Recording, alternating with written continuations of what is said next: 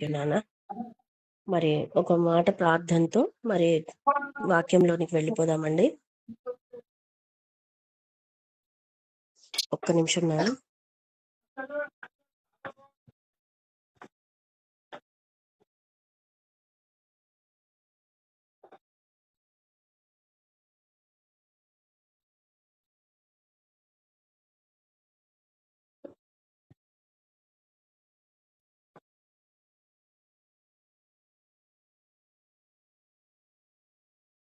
ప్రార్థన చేసుకుందాం. మహాపరిశుద్ధులైన మా ప్రేమగల తండ్రి, మీకు స్తుతులు స్తోత్రాలయ్యా. తండ్రి, ఇంతవరకు పాటల ద్వారా స్తుతి ఆరాధన ద్వారా తండ్రి మిమ్మల్ని స్తుతించుటకు, ఘనపరచుటకు, మహిమపరచుటకు తండ్రి మాకిచ్చినటువంటి ఇట్టి ధన్యతను బట్టి మీకు స్తుతులు చెల్లిస్తూ ఉన్నాం.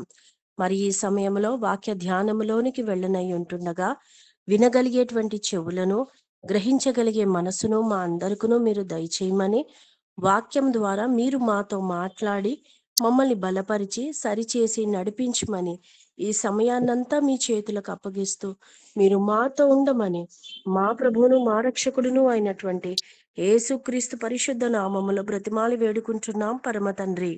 ఆమేన్. మరి ఈ రోజండి మనము ధ్యానించే అధ్యాయము సంఖ్యాకాండము 27వ అధ్యాయము, 27th చాప్టర్ ఆఫ్ నెంబర్స్. మరి ఈ రోజు మనం ధ్యానించనై ఉన్నాము. మరి మనం ఇందాకే చదువుకున్నాం కదండి, వచనాలన్నీ చదువుకుంటున్నప్పుడు మరి దాంట్లో మనం గమనించింది ఏంటి అంటే ఆ మొదటి నుండి లాస్ట్ వరకు కూడా మరి ఒక 2 సందర్భాలను మరి ఇక్కడ చూస్తూ ఉన్నాం. ముగ్గురు అంటే ఈ యొక్క కొంతమంది మనుష్యులను మరి అక్కడ చూస్తూ ఉన్నాం. వారి మధ్యలో జరిగినటువంటి సంభాషణలు, మరి దేవుడు వారికి ఇచ్చినటువంటి ఆజ్ఞలను మరి ఆ అధ్యాయం అంతట్లో కూడా మరి మనం చూస్తూ ఉన్నాం. మరి మొదటి నుండి చూసుకుంటే మరి అక్కడ సెలోపేహాదు కుమార్తెల గురించి రాయబడి ఉందండి. మరి ఈ కుమార్తెలు 5 కుమార్తెలు, మరి వారి పేర్లు కూడా అక్కడ మెన్షన్ చేయబడి ఉన్నాయి. మహాలా, హోగ్లా, మరి ఇవన్నీ కూడా తీర్సా, వీళ్ళందరి పేర్లు కూడా వ్రాయబడి ఉన్నాయి. అయితే వీళ్ళందరూ ఈ 5 కుమార్తెలు కూడా ఏక మనసు కలిగిన వారై, అంటే ఒకే అభిప్రాయము కలిగిన వారై ఏం చేస్తూ ఉన్నారంటే మోషే గారి దగ్గరికి వస్తూ ఉన్నారు. వచ్చి అతని దగ్గర అంటే మోషే గారి దగ్గర అంటే దే ఆర్ రిక్వెస్టింగ్, వాళ్ళు అడుగుతూ ఉన్నారు. ఏమని అంటే అయ్యా, మరి మా నాన్నగారు అయినటువంటి సెలోపేహాద్ గారైతే మరణించారు. ఆ సెంటెన్స్ చెప్పి అంటున్నారు. అంటే ఇక్కడ చనిపోయారు అంటే ఆయన పాపాన్ని బట్టి ఆయన చనిపోయాడే గాని కోరాహు గ్రూప్ లో లేదు. అంటే దేవునికి విరోధముగా ఆయన, అంటే దేవునికి వ్యతిరేకంగా పోరాటం చేసి ఆయన చనిపోలేదు, కానీ తన పాపాన్ని బట్టి ఆయన చనిపోయారు. ఓకే, ఆయన చనిపోయాడు. కానీ మరి అప్పటి లా ప్రకారంగా, ద మొజాయిక్స్ లా, మరి మోషే గారి ధర్మశాస్త్ర ప్రకారంగా, మరి అప్పటి యొక్క దాని పద్ధతుల ప్రకారంగా మరి ఒకవేళ ఒక పురుషుడు చనిపోతే మరి వాళ్ళకి కుమారులు ఉన్నట్లయితే ఆ స్వాస్థ్యం కుమారులకు వస్తుంది. లేదు అంటే నెక్స్ట్ జనరేషన్ వాళ్ళ బ్రదర్స్ కి, సిబ్లింగ్స్ కి అట్లా వెళ్ళిపోతుంది అనేటువంటి లా ఉండే అని మరి ఈ యొక్క స్టోరీలోనే మరి మనం అర్థం చేసుకుంటూ ఉన్నాం. కాబట్టి వీళ్ళు ఏం చేస్తూ ఉన్నారంటే ఈ 5 కూడా మరి మోషే గారి దగ్గరికి వచ్చేసి, మా నాన్నగారు చనిపోయారు, అయితే కోరాహు గుంపులో ఉండి కాదు, కానీ తన సొంత పాపాన్ని బట్టి ఆయన మరణించినట్లుగా చూస్తున్నాము. దీనిని బట్టి మరి మా నాన్నగారి పేరు ఆయన వంశంలో నుండి ఎందుకు తీసేస్తున్నారు? కుమార్తెలముగా మాకు కూడా స్వాస్థ్యము రావాలి, మేము ఆయన గర్భఫలమే కాబట్టి, ఆయన పిల్లలమే కాబట్టి మాకు మా తండ్రి ఆస్తిని ఇప్పించండి అని చెప్పి మరి ఇక్కడ ఈ 5 కుమార్తెలు కూడా మోషే గారి దగ్గర మనవి చేసినట్లుగా మరి మనం చూస్తూ ఉన్నాం. మరి ఈ వీరి యొక్క మనవిని బట్టి మరి మోషే గారు వెంటనే డెసిషన్ తీసుకోలేదండి. వెంటనే ఓకే టేక్ ఇట్ అన్నట్లుగా ఏం మాట్లాడలేదండి. సరే, నేను దేవుని సన్నిధిలో మొరపెట్టి మీ గురించి నేను సొల్యూషన్ తెస్తా, నేను దేవుణ్ణి అడుగుతాను, దేవుడి నిర్ణయం ఏంటో కనుక్కొని మీకు చెప్తానని మరి మోషే గారు ఈ విషయాన్ని కూడా, దేవుని సన్నిధికి తీసుకెళ్ళినట్లుగా చూస్తూ ఉన్నాం. దేవుని సన్నిధిలో మరి మోషే గారు మొరపెట్టినప్పుడు, దేవుని సన్నిధిలో ఈ విషయాన్ని బట్టి మరి ప్రార్థన చేసినప్పుడు, మరి యెహోవా దేవుడు మోషే గారికి ఆజ్ఞాపించారు. వాళ్ళు అడిగేది యుక్తమే, కరెక్టే వాళ్ళు అడిగేది. తండ్రి ఆస్తి పిల్లలకు రావాలి. అది మగవాళ్ళైతేనేమి, ఆడవాళ్ళైతేనేమి అని చెప్పి, మరి ఈ యొక్క 5గురు ఆడపిల్లల్ని బట్టి దేవుడు ఏం చేశాడండి, ఇశ్రాయేలీయులకు ఒక కట్టడని ఇచ్చినట్లుగా చూస్తూ ఉన్నాం. ఒకవేళ ఒక వ్యక్తికి కుమారులు లేకుండా కుమార్తెలే ఉన్నట్లయితే ఆ ఆస్తి కుమార్తెలకు చెందుతుంది. కుమారులు, కుమార్తెలు ఎవ్వరూ లేకపోతే అప్పుడు వాళ్ళ బ్రదర్స్‌కి, మరి బ్రదర్స్ కూడా ఉంటే లేకపోతే వాళ్ళ పిల్లలకి, ఎవరూ లేకపోతే సమీపస్తులైన వాళ్ళు అప్పుడు ఆ ఆస్తిని క్లెయిమ్ చేసుకోవచ్చు అని మరి ఒక కట్టడని అప్పుడు మోషే గారు ఇశ్రాయేలు సర్వ సమాజము ముందు పెట్టినట్లుగా చూస్తూ ఉన్నాం. యెహోవా గారి చేత అంటే ఆజ్ఞాపించబడిన వాడై మోషే గారు ఇశ్రాయేలీయులకి ఇట్టి కట్టడను తెలియపరిచారు. అప్పటి నుండే చూడండి దేవుడు ఎంత కేరింగ్ కదా. లా అనేది ఎంత ఎంత ఇదిగా దేవుడు ఇచ్చారు వాళ్ళకి. ఈ ఆడపిల్లలు వెళ్ళి మనవి చేయడం వల్ల అక్కడ ఒక లా కూడా క్రియేట్ అయినట్లుగా చూస్తూ ఉన్నాం. ఇది ఒక సందర్భంగా మరి ఈ యొక్క అధ్యాయములో కొన్ని వచనాలలో మరి ఈ యొక్క అంశాన్ని మరి మనం చూస్తూ ఉన్నాం. మరి ఇక్కడికి ఈ అంశం అయిపోయిన తరువాత వెంటనే యెహోవా దేవుడు ఏమంటూ ఉన్నారు మోషే గారితో, నీ వెళ్ళి ఈ అబారీము కొండ ఎక్కి చూడు, చూసి తర్వాత అహరోను గారు ఏ విధంగా అయితే వాళ్ళ పితరులతో చేర్చబడ్డాడో నీవు కూడా మరి అదే విధముగా చేర్చబడతావు అని మరి మోషే గారికి ఇక్కడ ఒక మాటను పలికినట్లుగా చూస్తూ ఉన్నాం. అబారీము కొండ ఎక్కి ఇచ్చే దేశాన్ని నీవు ఒక్కసారి చూడు, ఎందుకంటే దాంట్లో ప్రవేశించే అధికారాన్ని మరి మోషే గారు పోగొట్టుకున్నట్లుగా చూస్తూ ఉంటాం. ఎందుకు తీసుకెళ్ళననే విషయాన్ని కూడా మరలా యెహోవా దేవుడు అక్కడ మోషేకి జ్ఞాపకం చేస్తూ ఉన్నారు. నీవు మెరీబా నీళ్ల దగ్గర నా యొక్క మాటను ఎదిరించావు, పవిత్రతను పోగొట్టావు కాబట్టే నిన్ను ఆ యొక్క వాగ్దాన భూమిలో నేను ప్రవేశపెట్టను. కానీ ఈ అబారీము కొండ ఎక్కి ఒక్కసారి అది చూడు, తర్వాత ఇంక నువ్వు పితరులతో చేర్చబడతావు, అంటే ఇంక నువ్వు చనిపోతావు అనే విషయాన్ని మరి మోషే గారికి చెప్పినట్లుగా చూస్తూ ఉన్నాం.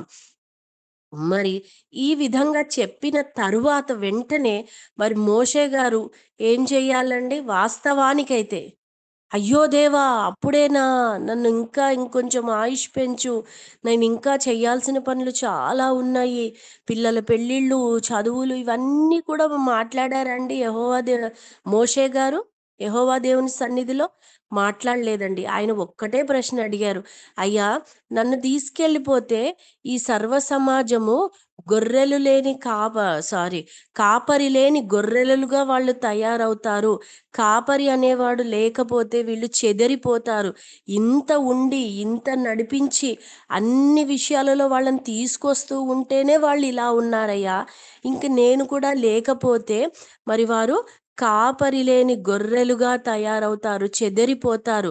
కాబట్టి సమర్థవంతమైన ఒక నాయకుణ్ణి నీవు నిలబెట్టు వీరి కోసమని మరి అక్కడ దేవుని సన్నిధిలో మనవి చేసినట్లుగా, మొరపెట్టినట్లుగా చూస్తూ ఉన్నాం. మోషే గారు తన గురించి అడగలేదండి. అప్పుడు కూడా ఇదిగో ఇంక నీకు మరణం వచ్చేస్తది అని చెప్పి యెహోవా దేవుడు మోషే గారితో చెప్పినప్పుడు కూడా మోషే గారు ఏం చేస్తూ ఉన్నారు, ఇంకా సమాజము గురించే ఆలోచిస్తూ ఉన్నాడు. అయ్యా తీసుకెళ్ళిపోతే మరి వీళ్ళ కాపరి కావాలి, కాబట్టి సమర్థవంతమైన ఒక కాపరిని వారికి దయచేయని ప్రార్థన చేసినట్లుగా చూస్తూ ఉన్నాం. మరి అట్టి ప్రార్థనను కూడా యెహోవా దేవుడు అంగీకరించాడండి. మొదటి ప్రార్థన సెలోపేహాదు కుమార్తెల విషయంలో చేసినటువంటి దానిని దేవుడు రెండోది కాపరుల కోసం మరి ఆ యొక్క ఇశ్రాయేలీయులు సర్వ సమాజానికి కూడా ఒక నాయకుడు కావాలి, సమర్థవంతమైన నాయకుడు కావాలని అడిగినప్పుడు మరి అట్టి ప్రార్థనను కూడా దేవుడు అంగీకరించాడు. ఎవరిని ఎన్నుకున్నాడండి, నూను కుమారుడైనటువంటి యెహోషువ గారిని మరి యెహోవా దేవుడు నెక్స్ట్ నాయకుడిగా, న్యూ జనరేషన్కి నాయకుడిగా మరి నిలబెట్టినట్టుగా చూస్తూ ఉన్నాం. మరి యెహోషువ గారి గురించి మరి మనము ముందు చాప్టర్స్లోనే చూసుకున్నాం కదా. మరి వాగ్దాన భూమి అంతా కూడా ఒక తిరిగి రమ్మని చెప్పి పంపించినటువంటి వేగులవారులలో మరి కాలేబు గారు, యెహోషువ గారు మాత్రమే అక్కడి యొక్క పరిస్థితులను బట్టి పాజిటివ్ రిపోర్ట్ ఇచ్చినటువంటి వ్యక్తులుగా మరి మనం చూస్తూ ఉన్నాం. మిగిలిన 10 మంది కూడా మరి అక్కడ చెడునే చెప్పారు, కానీ పాజిటివిటీ గురించి మాట్లాడలేదు. కానీ కాలేబు గారు, యెహోషువ గారు మాత్రము వారు అక్కడి యొక్క పాజిటివిటీ గురించి మాట్లాడారు. దేవుని సామర్థ్యాన్ని బట్టి మనం గెలుచుకుంటామని దేవుని మీద వారి యొక్క విశ్వాసాన్ని కనబరిచారు. మరి దానిని బట్టి మరి న్యూ జనరేషన్స్ న్యూ లీడర్గా యెహోషువ గారిని దేవుడు ఎన్నుకున్నట్లు చూస్తూ ఉన్నాం. ఏదో కమాన్ గో అండ్ బ్లెస్ అన్నట్లుగా కాదండి, మరి దానికి కూడా ఒక పద్ధతి చెప్పారు. యెహోషువ గారిని ఎన్నుకునే పద్ధతి కూడా ఆయనను తీసుకెళ్ళి ఎలియాజర్ ముందు నిలబెట్టి మరి అంత ప్రతిష్టత కూడా ఒక కార్యక్రమం, అంటే ఒక ప్రొసీజర్ ప్రకారంగా మరి యెహోషువ గారిని నెక్స్ట్ నాయకుడిగా నియమించడం అనేటువంటిది కూడా మరి ఈ అధ్యాయంలో మరి మనం చూస్తూ ఉన్నామండి. మరి ఈ మొత్తం అధ్యాయం కూడా ఈ విషయాన్ని బేస్ చేసుకునే చూస్తూ ఉన్నాం. అయితే మరి ఫస్ట్ పార్ట్ అంతా కూడా మరి సెలోపేహాదు కుమార్తెల విషయం తీసుకుంటే ఈ కొన్ని విషయాలను మరి మనం ధ్యానిద్దాం. సెలోపేహాదు కుమార్తెలలో మనుషులు 5గురు అయినప్పటికీ కూడా, 5గురు ఆడపిల్లలు అయినప్పటికీ కూడా మరి వారిలో నుండి మనం నేర్చుకోవాల్సినటువంటి విషయాలు మరి ఈ యొక్క అంశం గురించి మరొకసారి ఆగ్నేస్ ఆంటీ గారు కూడా మరి మధ్యలో పంచుకున్నారు. మరి నిన్నటి రోజున మరి సునీత సిస్టర్ కూడా మరి సెలోపేహాదు కుమార్తెల గురించి కొన్ని విషయాలు మాట్లాడడం జరిగింది. నేను అనుకుంటున్నాను అందరికీ గుర్తుందనే అనుకుంటున్నాను. మరి ఏంటి ఆ విషయాలు అంటే, ఫస్ట్ మాట్లాడాలి అంటే వాళ్ళ యొక్క దేవునిలో కలిగినటువంటి భయము, దేవునిలో వాళ్ళు ఉన్నటువంటి ఆ గాడ్ ఫియరింగ్ చిల్డ్రన్ లాగా చూస్తాం మనం. వాళ్ళు ఏమంటూ ఉన్నారు, మోషే గారి దగ్గరకు వచ్చేసేసి అయ్యా మా తండ్రి గారైతే చనిపోయారు అని చెప్తూనే, అంటే కోరాహు గుంపులో ఉండి చనిపోలేదు, అంటే దేవునికి వ్యతిరేకంగా ఉండి చనిపోలేదు ఆయన, తన పాపాన్ని బట్టి చనిపోయాడు. అంటే వీరికి దేవుని యొక్క నడిపింపు కలిగినటువంటి వారిగా, దేవుని జ్ఞానాన్ని కలిగినటువంటి వారిగా, దేవుని యందు భయభక్తులు కలిగినటువంటి ఆడపిల్లలుగా మరి మనం ఇక్కడ చూస్తూ ఉన్నాం. మరి అటువంటి ఫస్ట్ క్యారెక్టర్ని బట్టి మరి వారిని మనం అప్రిషియేట్ చేయాలి కదండి. మరి కోరాహు యొక్క పరిస్థితిని చూసిన తర్వాత బహుశా వాళ్ళు అలా మారారా, మరి ముందు నుండే వాళ్ళు అలా ఉన్నారా మనకైతే తెలియదు. కానీ మోషే గారి దగ్గర మాట్లాడుతున్నప్పుడు ఆ పాయింట్ని వాళ్ళు రేస్ చేశారు. మా నాన్నగారు చనిపోయారు, కానీ కోరాహు గుంపులో ఉండి మాత్రం కాదు, ఆయన దేవునికి వ్యతిరేకంగా ఎప్పుడు ఏమీ చెయ్యలేదని నొక్కి నొక్కి చెప్తూ ఉన్నారండి. మరి ఇక్కడ అంతగా వారు దేవునిలో భయం భక్తి కలిగినటువంటి వారిగా ఉన్న స్త్రీలుగా మరి మనం చూస్తూ ఉన్నాం. మరి రెండో విషయాన్ని చూసుకున్నట్లయితే వాళ్ళల్లో ఏంటంటే యూనిటీ ఉంది. 5గురు కూడా ఒకే మాట మీద నిలబడుతూ ఉన్నారు. పెద్దక్కని ప్రోత్సహించి, నువ్వు వెళ్ళి అడిగిరావే, మేము ఇక్కడే కూర్చుని ఉంటాం, కానీ నువ్వు వెళ్ళి మాట్లాడరా అని చెప్పి ఒక్కళ్ళని ఎగదోసి మిగిలిన వాళ్ళు సైడ్ అయిపోయి వాళ్ళు తప్పించుకుందామనే దాంట్లో లేరండి. ఐకమత్యముతో, ఏక మనస్సుతో, ఏక ఆత్మతో వాళ్ళు ఒకే విషయాన్ని గురించి వాళ్ళు మోషే గారి దగ్గర కనిపెట్టాలి అనేటువంటి ఆలోచనతో వెళ్ళినటువంటి వారిగా చూస్తూ ఉన్నాం. మరి అంతేకాకుండా వారి యొక్క ధైర్యాన్ని మరి మనం ఇక్కడ చూస్తూ ఉన్నాం. మరి మనము ఈ యొక్క కొత్త నిబంధన గ్రంథంలో మరి మొదటి తిమోతి 2వ అధ్యాయము 11 నుండి 15 వచనాలు చూసుకుంటే మరి అక్కడ స్త్రీల గురించి ఏమని ఉంటుందండి, స్త్రీ మౌనంగా ఉండాలి, ఆమె మాట్లాడకూడదు. ఎందుకంటే ఆదాము మోసపరచబడలేదు, కానీ అవ్వ ఫస్ట్ మోసపరచబడ్డది. అంటే అవ్వ వల్లనే లోకంలోనికి పాపం వచ్చింది, కాబట్టి స్త్రీకి మాట్లాడే అధికారం లేదు అన్న ఫీలింగ్లో ఉన్నారు అక్కడ వాళ్ళంతా కూడా. బహుశా అంటే కొత్త నిబంధన గ్రంథంలోనే అలాంటి ఆలోచన ఉంటే ఇంకా పాత నిబంధన గ్రంథంలో ఇంకా భయంకరమైనటువంటి పద్ధతులు ఉండిండవచ్చు.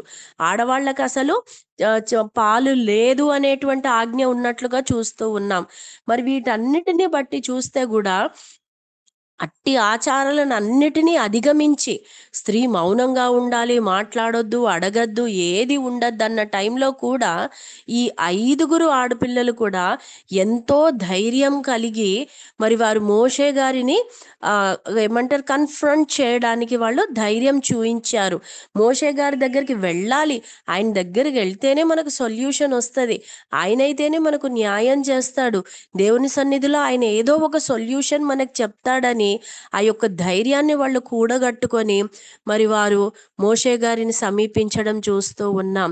మరి నిజంగా మనం కొన్ని వారాల క్రితము మరొక వాక్యాన్ని మనం ధ్యానించుకున్నామండి. దేవునిని అడుగుడి మీకు ఇయ్యబడును, వెదకుడి మీకు దొరుకును, తట్టుడి మీకు తీయబడును అనేటువంటి వాక్యాన్ని మనం విన్నాం కదండి. మరి ఆ యొక్క వచనాలను మరి మనం చూసుకుంటే ఆ వచనాల్లో ఒక మాట ఉన్నది, దేవుడు తాను అడుగు వారికి ఎంతో నిశ్చయముగా అధికంగా ఇస్తాడు అనేటువంటి మాటని మరి మనం అప్పుడు వాక్యం ధ్యానించినప్పుడు ఆ విషయాన్ని గురించి ధ్యానించామండి. మరి గుర్తుందా అండి ఎవరికైనా? అప్పుడు మనం ఏం చూసామంటే అప్పుడు చూసిన రిఫరెన్స్లలో కూడా వాళ్ళు అడిగి ఊహించిన దానికంటే కూడా దేవుడు ఎక్కువ ఇస్తాడు అనేటువంటి విషయాన్ని మనం ధ్యానించాం.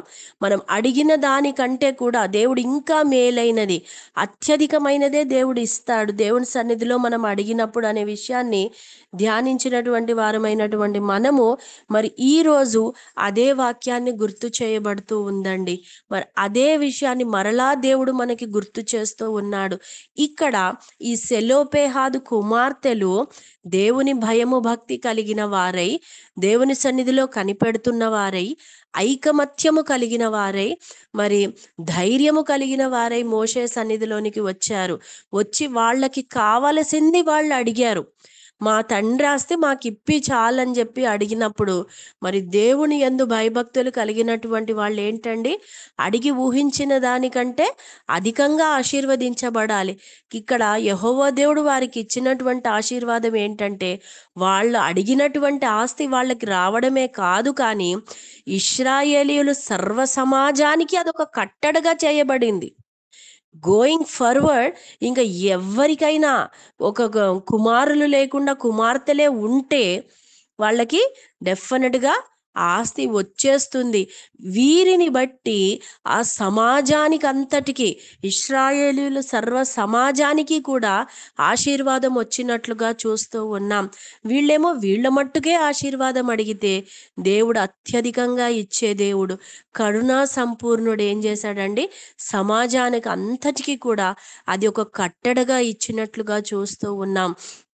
నిజంగా ఏమైనా ఇంకా గోయింగ్ ఫర్ ఎప్పుడైనా అదే మాట్లాడతారు కదా, సెలోపేహాద్ కుమార్తెలు చేయబట్టి మనకి ఈ లా వచ్చింది, వాళ్ళను బట్టి మనకి ఈ ఆస్తి వచ్చింది, వాళ్ళు ఆ రోజు అడగకపోయి ఉంటే కదండి ఎంత గొప్ప ఆశీర్వాదం, ఎన్ని తరాలకు కూడా వాళ్ళని గుర్తు చేసుకుని ఉండవచ్చు. ఆడవాళ్ళు అయ్యుండి కూడా ఒక లా ఎస్టాబ్లిష్ అవ్వడానికి వాళ్ళు కారణమైనట్లుగా మరి మనం ఇక్కడ చూస్తూ ఉన్నాం. అటువంటి గొప్ప ఆశీర్వాదాన్ని వారు పొందుకున్నట్లుగా మరి ఇక్కడ సెలోపేహాదు కుమార్తెల విషయంలో మరి మనం చూస్తూ ఉన్నామండి.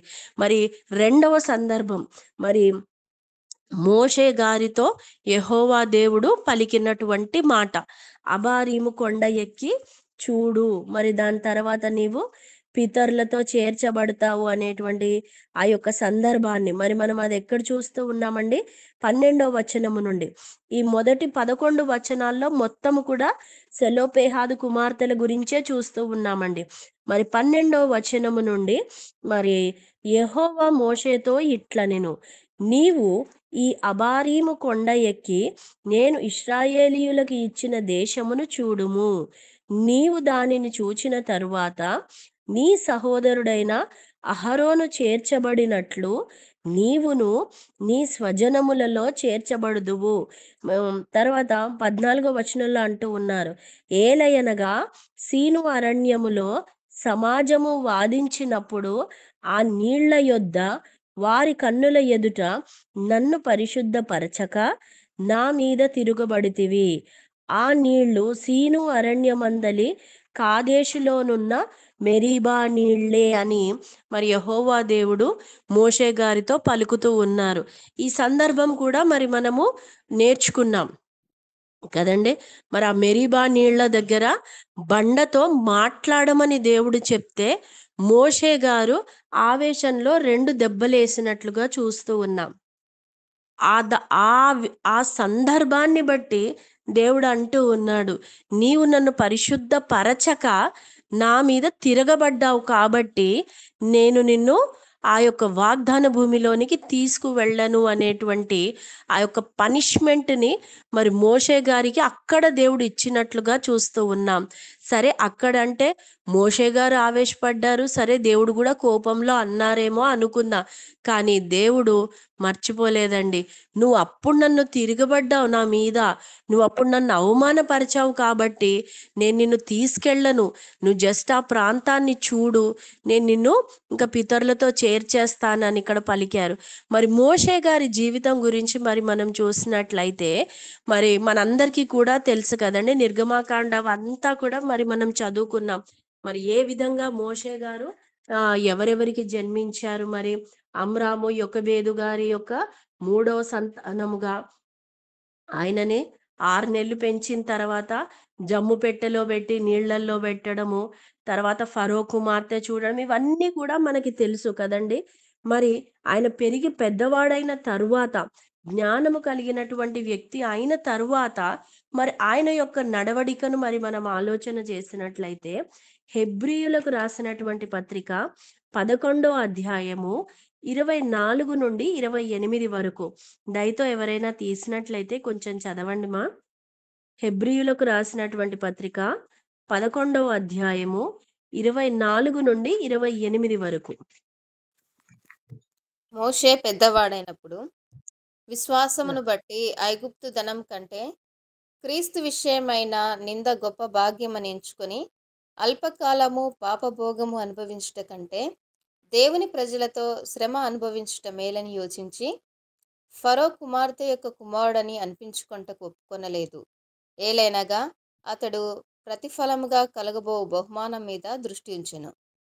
విశ్వాసమును బట్టి అతడు అదృశ్యుడైన వాణ్ణి చూచుచున్నట్టు స్థిరబుద్ధి గలవాడై రాజాగ్రహమునకు భయపడక ఐగుప్తును విడిచిపోయాను.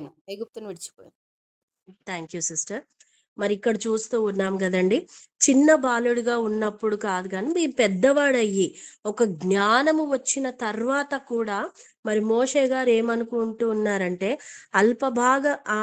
అల్పకాల పాప భోగమును అనుభవించుట కంటే క్రీస్తుతో కూడినటువంటి శ్రమే ఆయనకి మేలు అని చెప్పి ఫరో కుమార్తె కంటే కూడా మరి ఇశ్రాయేలీయులతో ఉండడానికి ఆయన ఇష్టపడ్డట్లుగా మరి ఐగుప్తు దేశాన్ని విడిచి వచ్చేసినట్లుగా మరి చూస్తూ ఉన్నాం.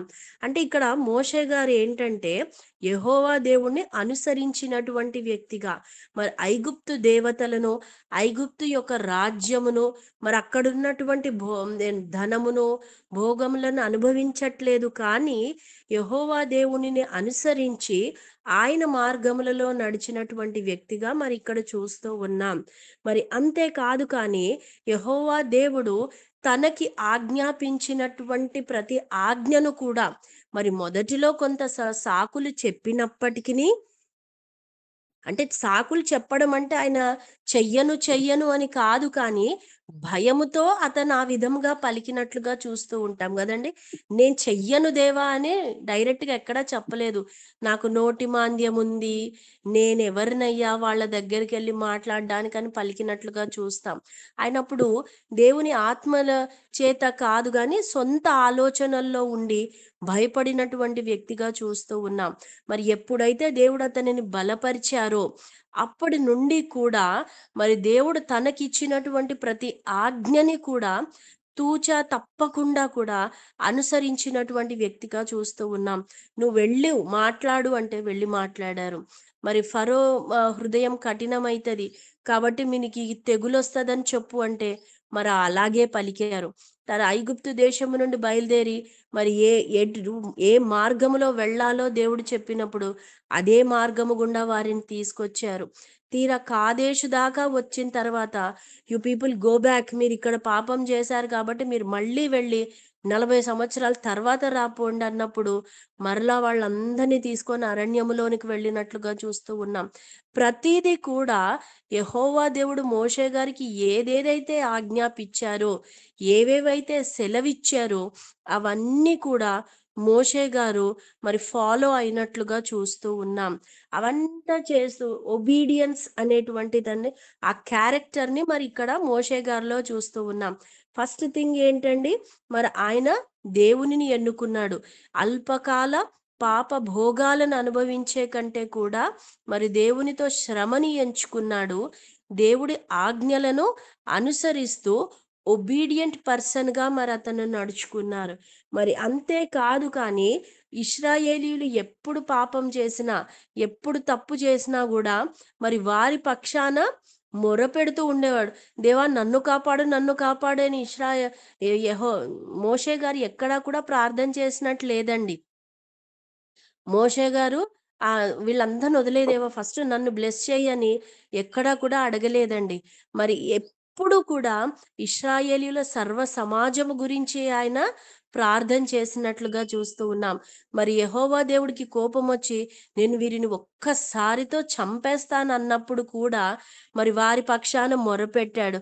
అయ్యా నువ్వు ఇలా చంపేస్తే విన్నవాళ్ళు ఏమంటారయ్యా, యెహోవా దేవుడికి చాతగాక ఇట్లా చేశారంటారయ్యా, నీ నామానికి అపకీర్తి వస్తదయ్యా, వాళ్ళని ఇట్లా చంపడానికా దేవా అక్కడి నుండి తెచ్చావు, వద్దు తండ్రి నీవు అలా చెయ్యొద్దు, వారిని క్షమించు అని మరి అనేక మార్లు మోషే గారు ఇశ్రాయేలీయుల పక్షాన దేవుని సన్నిధిలో మొరపెట్టినటువంటి వారిగా చూస్తూ ఉన్నాం.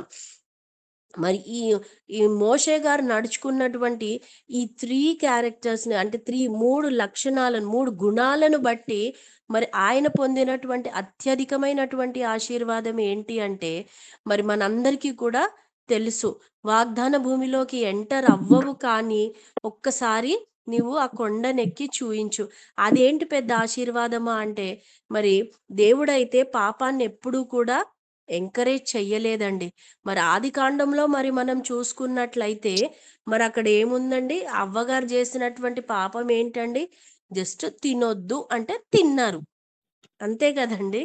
అదైతే మనకి అసలు ఓకే, తినద్దంటే తిన్నారు, సో వాట్ అన్నట్టుగానే ఆలోచన వస్తూ ఉంటది. కానీ అంత చిన్న మాటని కూడా దేవుడు యాక్సెప్ట్ చేయలేదండి. దానిని పాపముగా దేవుడు ఏం చేశాడండి, మరణాన్ని మరి ఈ లోకంలోనికి ప్రవేశపెట్టారు. ఆ చిన్న విషయాన్ని బట్టి పాపాన్ని తెచ్చిన దేవుడు మరి తన ఇష్టానుసారముగా నడుచుకున్నటువంటి వ్యక్తి, అంటే తన ఆజ్ఞలను గైకొంటూ దేవుడు తనకిచ్చినటువంటి ప్రతి ఆజ్ఞని అనుసరిస్తున్నటువంటి వ్యక్తి అయినటువంటి మోషే గారు ఏమైందండి, దేవుని మాటను ఒక్క దగ్గర బై మిస్టేక్ ఆవేశములో చేసిన దాన్ని కూడా దేవుడు తీసుకోలేకపోయాడు కదండి. మాట్లాడు అన్న దగ్గర కర్రతో కొట్టే ఆ విషయాన్ని దేవుడు ఏం చేశాడు, దానిని కూడా పాపముగా ఎంచుకున్నాడు. ఆజ్ఞని అతిక్రమించినటువంటి వ్యక్తిగా మోషే గారిని కన్సిడర్ చేశారు. నేను నిన్ను రాయితో మాట్లాడమంటే నువ్వు ఎట్లా కొట్టావు అని చెప్పి దేవుడు ప్రశ్నించినట్లుగా చూస్తూ ఉన్నాం. ఆ పాపాన్ని బట్టి మరి కానాను దేశానికి నువ్వు ఎంటర్ అవ్వవు అని చెప్పినటువంటి దేవుడు మరి మోషే మీద కనికర పడ్డాడండి.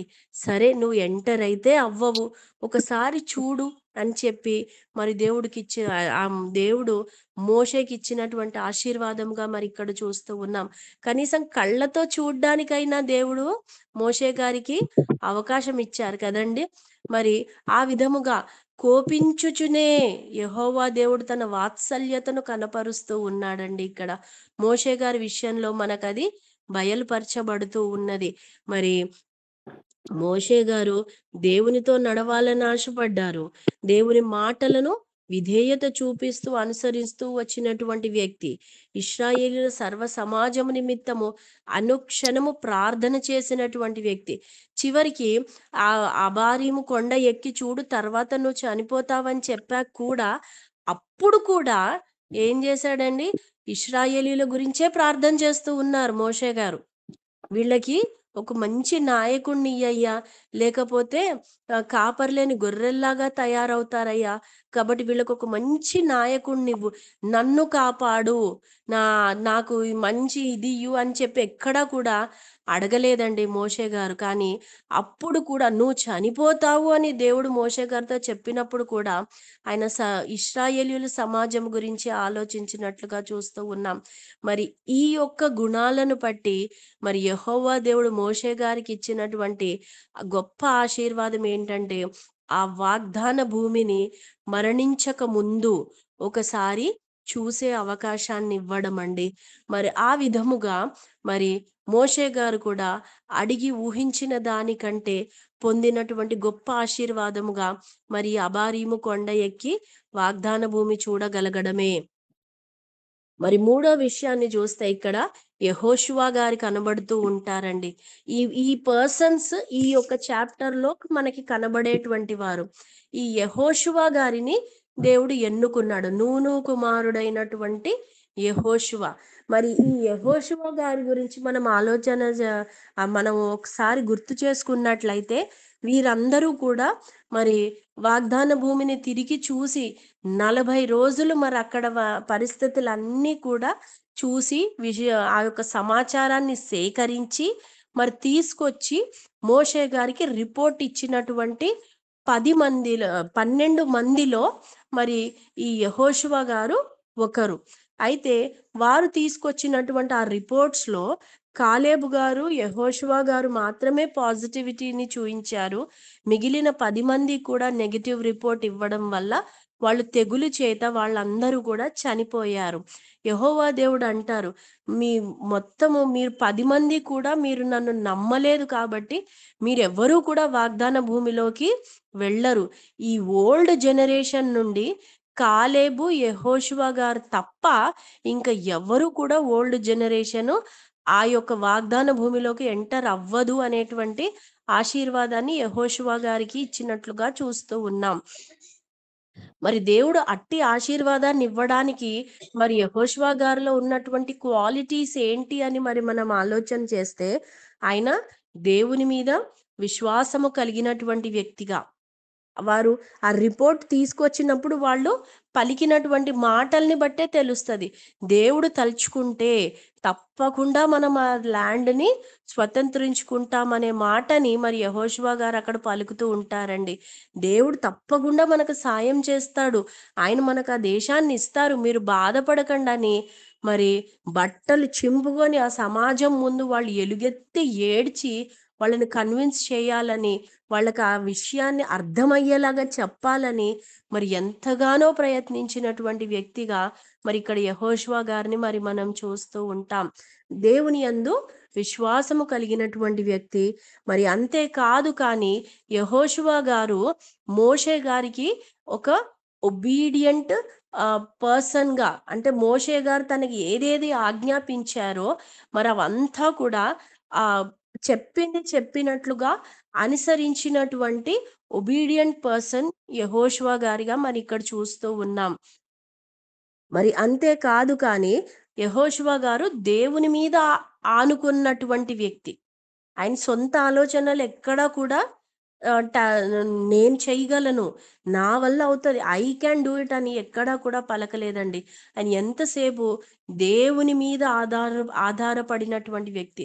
దేవుడు మన పక్షాన్ని ఈ కార్యాన్ని చేస్తాడు, దేవుడు మనకి తప్పకుండా మేలైనది ఇస్తాడు అని దేవుని మీద ఆనుకున్న వ్యక్తిగా చూస్తూ ఉన్నాం. మరి ఇటువంటి క్వాలిటీస్ కలిగినటువంటి యెహోషువ గారికి దేవుడు ఇచ్చినటువంటి అత్యధికమైనటువంటి ఆశీర్వాదం ఏంటంటే న్యూ జనరేషన్స్ న్యూ లీడర్ అండి.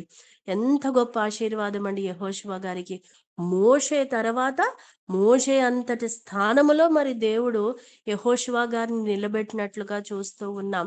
నిజంగా ఈ అధ్యాయంలో చూసుకున్నట్లయితే మరి సెలోపేహాదు కుమార్తెలేమి, మోషే గారేమి, యెహోషువ గారేమి, వారు అడిగి ఊహించిన దానికంటే కూడా, వాళ్ళ ఆలోచనల్లో ఉన్నదానికంటే కూడా దేవుడు గొప్ప ఆశీర్వాదాలను వాళ్ళకు దయచేసినట్లుగా చూస్తూ ఉన్నాం. మరి మన జీవితంలో మనము కూడా అటువంటి అడిగి ఊహించిన దానికంటే కూడా గొప్ప మేలులు పొందుకోవాలి అంటే మనం ఏం చెయ్యాలి? మరి వీరికి ఉన్నటువంటి ఆ గుణాలు మనలో ఉన్నాయా లేదా? మరొకసారి మనల్ని మనం పరీక్షించుకోవాలి కదండీ! మరి స్త్రీలు మౌనంగా ఉండాలి. మాట్లాడొద్దు.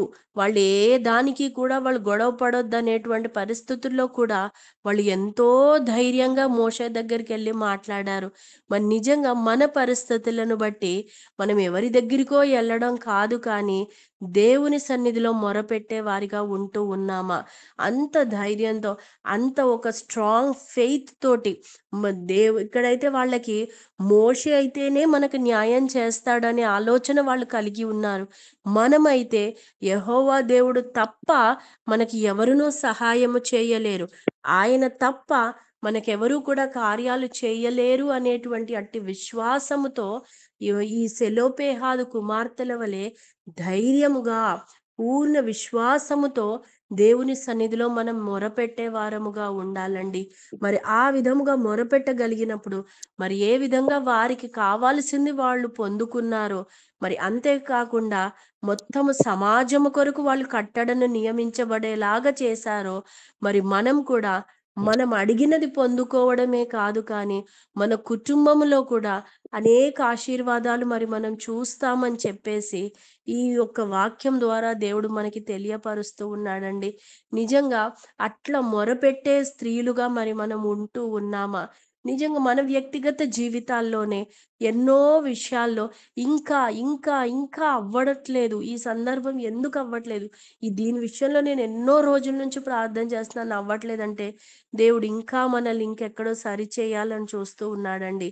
దానిని గమనించుకొని మనల్ని మనం సరిచేసుకొని ధైర్యము కలిగి సెలోపేహాదు కుమార్తెల వలె దేవుని సన్నిధిలో మొరపెట్టే వారముగా పూర్ణ విశ్వాసముతో ఉండేవారిలాగా మరి మనం ఉండాలని దేవుడు నేర్పిస్తూ ఉన్నాడు. మరి మోషే గారు ఏ విధముగా అయితే ఇంక నువ్వు చనిపోతావని తెలిసాక కూడా మరి సమాజము గురించి ఆలోచించారు. తన వ్యక్తిగత జీవితం నా కుటుంబం నా గురించి కాదు కానీ మరి యాజ్ ప్రేయర్ వారియర్స్గా దేవుడు మనకి ఈరోజు ఈ అనేక విషయాల భారాన్ని మన మీద పెడుతూ ఉన్నారు. మరి మోషే గారు సర్వ సమాజము గురించి ప్రార్థన చేస్తూ ఉన్నారు. మరి మనము దేని విషయాల్లో ప్రార్థన చేస్తూ ఉన్నాం? మన దగ్గరికి వస్తున్నటువంటి ప్రతి అంశాన్ని బట్టి మరి మనము కూడా మోషే గారిలాగా భారము కలిగి ప్రార్థన చేయాల్సిన వాళ్ళమై ఉంటామని మరి ఉన్నామని ప్రభు నేర్పిస్తూ ఉన్నారండి.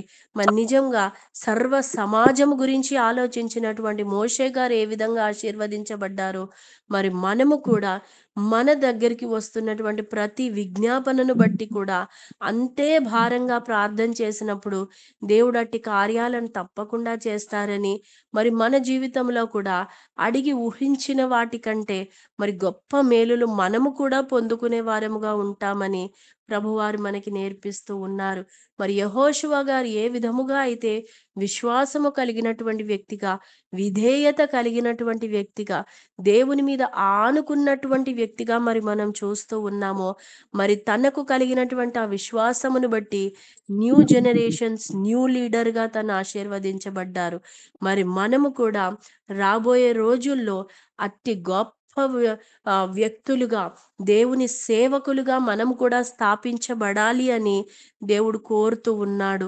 మరి ఆ విధముగా మనల్ని ఆశీర్వదించడానికి ఈ యొక్క సిద్ధపాటు మనము కలిగి ఉండాలి అని మరి ఈ అన్ని విశ్వాసము, విధేయత, ధైర్యము ఇవన్నీ కూడా మరి విజ్ఞాపనల నిమిత్తము ప్రార్థన భారము ఇవన్నీ మనము కలిగి ఉన్నప్పుడే మనము కూడా న్యూ జనరేషన్స్ న్యూ లీడర్స్ గా బ్లెస్ చేయబడతామని దేవుడు మనకి నేర్పిస్తూ ఉన్నాడండి.